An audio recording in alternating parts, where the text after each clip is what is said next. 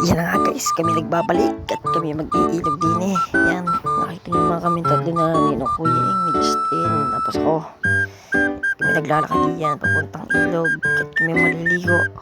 Katatapos lang ng bagyuhan, ay baka malinaw ng tubig. Hindi kami liligo muna.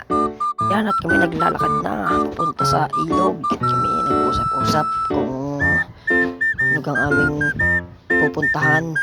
Kung naisip na pumunta sa ilog, yan, pupunta kami dyan. Maglalakad muna kami na siyempre ng mahaba-habang lakad. Mahaba-habang lakarin yan. Yan, tapos yan, lumipos na kami dyan. Kumuha na kami ng sariling daan. Yan. Tapos kami naglakad-lakad lang diyan. Yung pakaway-kaway lang ako dyan. Tapos maya-maya kami nandiyan na sa ilog din. Yan, dumaan pa kami dyan sa kubatan. Yan. Pagayan pa kami dyan.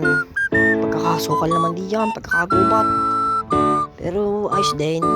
Yan, may mga tumbang saging dahil sa bagyo. Yan, yung mga kawayan diyan. Kami nag-ano muna dyan, tumigil. At ang aking ninong ko yung inaiwan daw ang damit na pampalit. Iniwan namin. O yun, iihi daw siya. Papalit ko sana eh. Ayun lang eh. Yan, kami nandyan na.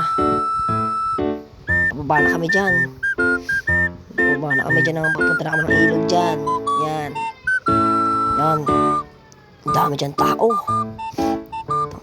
Doon kami nagpunta sa pinaka doon dulo. Padulo na yan, padulo. Kami dyan, sa may padulong yan. Yan, mga kawayan, tumba-tumba na yan. Musot na ako dyan. Tapos, lakas-lakas ng agos dyan.